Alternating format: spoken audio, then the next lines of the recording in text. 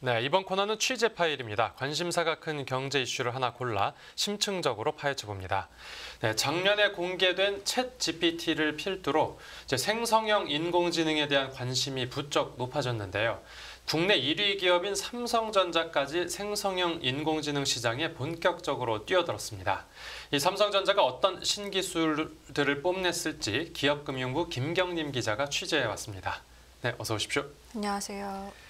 네, 이 삼성전자가 선보인 생성형 인공지능 무척 궁금합니다. 네, 삼성전자가 오늘 자체 개발 생성형 인공지능인 가우스를 공개했습니다. 네. 그동안 언론에서 삼성전자의 생성형 AI에 대해서는 여러 번 언급됐지만 실제로 공개된 건 이번이 처음인데요. 이름이 가우스면 수학자 이름을 가져온 건가요? 맞습니다. 그 수학자 가우스 이름을 따왔다고 합니다. 예. 공개 자체는 근데 사내 행사로 이루어졌기 때문에 저도 실물은 보지 못했지만 이제 전체적인 구조 자체는 조금 설명을 들을 수 있었는데요. 가우스는 머신러닝 기술을 기반으로 텍스트를 생성하는 언어 모델, 또 코드를 생성하는 코드 모델, 또 이미지를 생성하는 이미지 모델 등 세 가지 모델로 구성되어 있습니다. 네, 코드, 이미지, 그리고 언어 이 세 가지요. 네. 네. 언어 모델은 클라우드와 온 디바이스, 즉 그 기기에다가 설치를 해준다는 거죠. 이런 다양한 모델로 이루어졌는데 네. 메일 작성이나 문서 요약, 그다음에 번역 등의 업무를 기기에서 바로 할 수 있도록 설치가 가능하다고 합니다. 네. 또 코드 모델을 기반으로 개발된 AI 코딩 어시스턴트 코드아이는 사내 소프트웨어 개발에 최적화되어서 개발자들이 직접 코드를 짜지 않더라도 이제 명령을 해서 코딩을 할 수 있게 되는데요. 이제 또 대화형 인터페이스, 즉 AI와 직접 대화하는 형식을 통해서 코드를 설명하거나 테스트 케이스를 생성할 수 있다고 합니다. 네. 또 마지막으로 이미지 모델인데요. 예컨대 챗 GPT나 현재 존재하는 생성형 AI에도 뭐 이런 이미지를 만들어줘 하면은 되게 그럴싸한 그림들이 나오는 걸 보실 수 있을 텐데 삼성에서 공개한 것도 이런 거의 일환입니다. 그래서 사진이나 그림 등 창의적인 이미지를 손쉽게 만들고 네. 또 기존 이미지를 원하는 대로 바꿀 수 있다고 합니다. 그래서 저해상도의 사진을 주고 이거를 뭐 몇 픽셀로 바꿔줘 내지는 뭐 4K급으로 바꿔줘라고 해도 그게 가능하다고 하네요. 그러면 옛날에 찍어놓은 사진도 이제 고해상도로 바꿀 수 있는 그런 시대가 열리는 겁니까? 맞습니다. 그래서 뭐 앵커님의 부모님의 결혼 사진을 주고 나서 이거를 뭐 요즘 스타일로 바꿔줘 하면은 이것도 이렇게 변환이 되고 그런 거라고 합니다. 네. 삼성전자는 이런 생성형 AI들을 뭐 갤럭시 탭이라든가 갤럭시 스마트폰에 탑재함으로써 이제 소비자들의 편의성을 높인다는 계획이라고 하네요. 아까 말씀해 주신 그 온 디바이스라는 것도 이제 그런 겁니까? 네, 온 디바이스가 바로 그런 겁니다. 지금. 네, 온 디바이스 조금 더 설명을 해주시면. 네, 뭐 방금 설명했던 거에 뭐 연장선 산행에 있는데 갤럭시 스마트폰에 이제 온 디바이스로 생성형 AI를 탑재하게 되면은 뭐 한글로 글자를 쓰면서 일본어로 바로 번역이 되고 그런 식의 뭐랄까요 퍼포먼스가 가능해진다는 뜻입니다. 네, 삼성 리서치가 개발한 온 디바이스 AI가 가지고 있다는 그 기술, 이게 뭐 기기를 제어한다거나 문장 요약, 문법 교정 같은 걸 클라우드에 기반해서 하지 않고 그 기기 자체에서 할 수 있다. 이제 이런 설명인 거죠. 네네네. 네네. 이번 발표가 그 삼성 AI 포럼에서 나온 건데 어떤 성격의 행사인지도 설명해 주시죠. 네, 삼성 AI 포럼, 영어로 사이프라고 하는데요. AI 분야랑 컴퓨터 공학 분야의 세계적 석학 및 전문가들이 모여서 최신 연구 동향을 공유하고 미래 전략을 모색하는 기술 교류의 장이라고 할 수 있습니다. 올해로 7회차고요. 올해는 어저께이죠. 지난 7일 경기도 수원시 수원 컨벤션 센터에서 이제 개막 행사가 있었습니다. 네. 특히 이번 행사에는 생성형 인공지능이라는 최근 트렌드라고 맞물려서 무려 1,200명에 이르는 참가자들이 몰려서 큰 관심이 쏟아졌다고 하는데요. 네. 이 자리에서 경계현 사장은 삼성전자가 AI 시대의 핵심이 될 것이라는 포부를 드러냈습니다. 그리고 경 사장은 특히 생성형 인공지능과 이를 구성하는 대규모 언어 모델 LLM이라고 하는데 여기에 대해서 세 가지 과제를 또 지목하기도 했습니다. 네. 뭐 생성형 AI의 그 한계라고 하면 그동안도 많이 나왔던 얘기인데 첫 번째로 안정성입니다. 그러니까 챗GPT 같은 생성형 AI에 내가 어떤 컨텐츠를 입력하면은 이게 서버에 공유가 되면서 정보가 노출이 될 수 있다는 건데요. 이게 심각해지면 인류의 존재 자체를 위협할 수 있다는 게 경사장의 코멘트였고요. 이를 네. 사전에 방지하기 위한 대책이 필요하다고 언급했습니다. 맞습니다. 이 문제된 게 기억이 나는 게 그 삼성전자에서 있었던 일인가요? 그 개인 어떤 회사 사내 중요한 정보를 누군가가 이제 그 챗GPT에 올렸다가 네, 그 유출이 되는 일이 있었던 걸로 기억하는데 네, 네, 그걸 맞습니다. 집어서 얘기한 것 같습니다. 네, 그렇게 생각하실 수도 있겠네요. 네네. 그다음에 두 번째가 이제 환각입니다. 이것도 환각도 할루시네이션이라는 단어가 이미 많이 통용되고 있죠. 네. 근데 인공지능은 오류가 있는 데이터에 대해서 먼저 이게 진실성을 검증하지 않고 이걸 딥러닝이라고 해서 계속 학습합니다. 그러니까 우리 인간 같은 경우에는 어떤 정보에 대해서 이 정보의 타당성이라든가 근거를 한 번 더 생각하게 되는데 인공지능은 학습 자체가 학습되어 있기 때문에 여기에 대해서 자체적으로 검증하기가 어렵습니다. 즉 진실이 아닌 것들을 계속 학습하기 때문에 이제 소비자라고 할까 이용자가 이런 답을 줘라고 했을 때 거짓에 기반한 정보를 줄 수 있다는 거죠. 그런 게 할루시네이션인데요. 네. 그러니까 경계현 삼성전자 반도체 부문 사장은 이런 게 먼저 해결해야 될 과제라고 또 지목한 것입니다. 할루시네이션이 그 대표적으로 세종대왕이 맥북을 던진 사건 이것 때문에 유명해진 거 아닙니까? 맞습니다. 또 마지막 이제 전력 소비량도 무시할 수가 없는데요.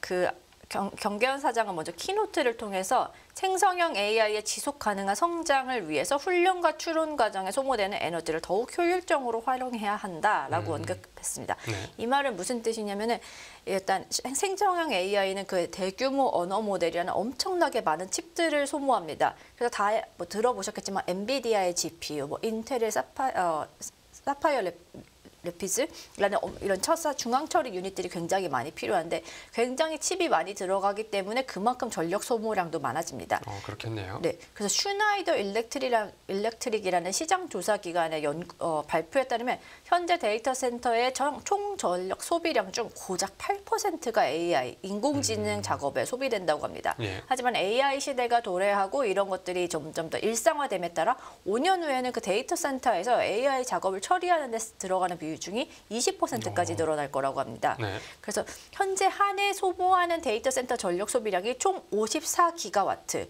이 중 4.3기가와트가 인공지능 연산에 사용되는데 네. 이걸 20%로 늘어난다고 생각해 보세요. 그럼 이게 20기가와트까지 늘어난다는 건데 이게 국가로 치면 2021년도 기준으로 아이슬란드가 한 해 동안 소비하는 전력 소비라고 합니다. 그렇게나 많습니까? 네, 그렇습니다. 마지막에 방금 설명해 주신 부분은 약간 기후변화와도 연결지어서 생각해 볼 수 있는 부분인 것 같습니다. 네. 이번 행사에 세계적으로 저명한 인사들도 많이 참석했다고요? 네, 맞습니다. 특히 이번에 이렇게 엄청난 인파가 몰린 이유는 공대생들이 켈러 형님이라고 부르는 짐 켈러 텐스토렌트 최고 경영 책임자 CEO가 삼성전자를 방문했습니다. 네. 아울러 또 요슈아 벤지오라는 캐나다 몬트리올 대학교 교수도 기조 연설에 나섰는데요.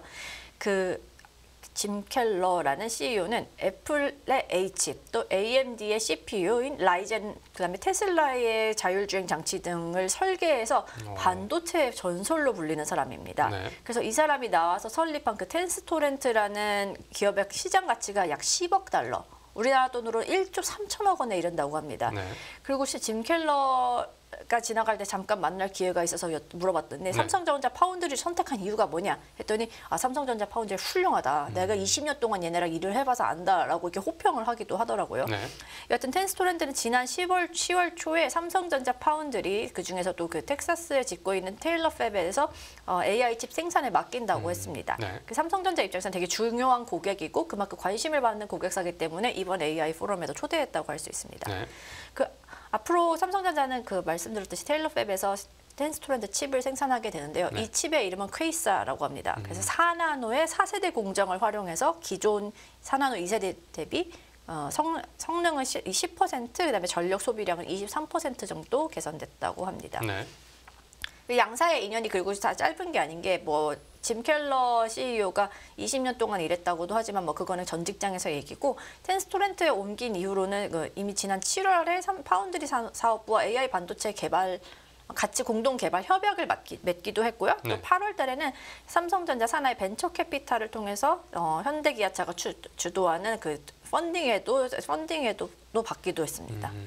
그 반도체 설계 회사라고 하면 ARM이라는 회사가 이제 먼저 떠오르는데, 맞습니다. 네, 얼마 전에 뭐 뉴욕 증시에 상장하기로 하면서 이 삼성전자도 투자에 참여한다라는 이제 기사를 본 것 같습니다. 이 텐스토렌트도 그 ARM과 그냥 비슷한 회사라고 보면 됩니까? 네, 영국 ARM과 비슷하죠. 그러니까 설계 도면을 만든다는 점에서는 비슷한데 그 전략이라는 측면에서도 완전히 반대입니다. 네. 혹시 뭐 ARM에 대해서 조금 알고 계신가요? 전 잘 모릅니다. 설계 도면을 패밀리스의 설계 도면, 기본적인 설계 도면을 제공하는 회사인데 ARM 같은 경우에는 되게 폐쇄적입니다. 그래서 비싼 돈을 받고 팔기 때문에 이게 수익성이 좋은 거예요. 그런데 여기 텐스토렌트는 완전 정반대 행보에서 오픈 소스로 공개합니다.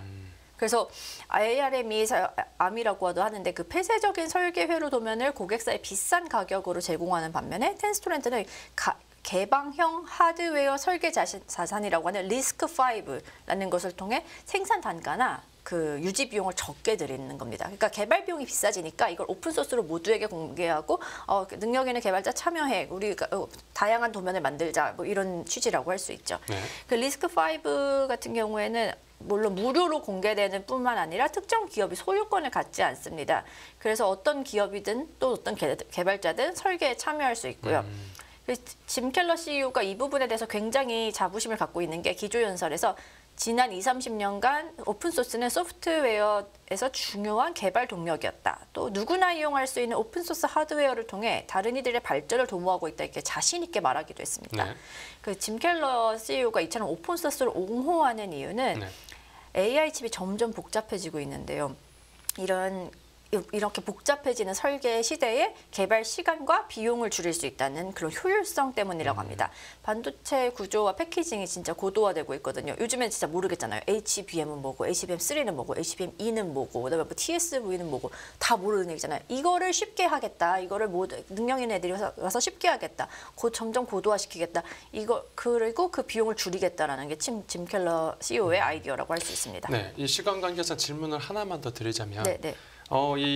인공지능의 이제 뭐 긍정적인 측면도 있지만 그 우려하는 목소리도 나오지 않겠습니까? 어떤 말들이 좀 오갔습니까? 맞습니다. 요즘에 제일 같이 화두가 되는 게 인공지능이 얼마나 똑똑해질 것인가, 인공지능에 대한 윤리와 철학이 대두되고 있는데요. 네. 그 이날 기조연설에 나선 요슈아 벤지오 캐나다 몬트리올 대학교 교수는 인공지능의 안정성을 재차 강조했습니다. 이와 관련해 또 전 세계적으로 논의가 심화하고 있는 내용도 같이 말씀드리고 싶은데요. 네. 앞서 이달 1일에는 AI 규제를 위한 첫 AI 안전 정상회의가 영국에서 열리기도 했습니다. 미국, 영국, 유럽연합, 또 중국 등 세계 주요국들이 AI가 심각한 피해를 초래할 수 있다고 협력을 다짐했는데요. 앞으로 2차 회의는 6개월 뒤에 한국에서 열립니다. 그래서 고도의 능력을 갖춘 프론티어 AI가 등장한다면 잠재적으로 재앙적인 피해도 초래할 수 있고 인류를 위협할 수 있다. 그래서 이런 기술 안전에 대해서 협력을 다짐했다고 합니다. 삼성이 새 인공지능 기술을 발표하는 자리인데 인공지능 우려하는 목소리가 나와서 조금 아이러니한 것 같기도 합니다. 네, 오늘 취재 파일 여기서 마무리하겠습니다. 잘 들었습니다. 네, 감사합니다.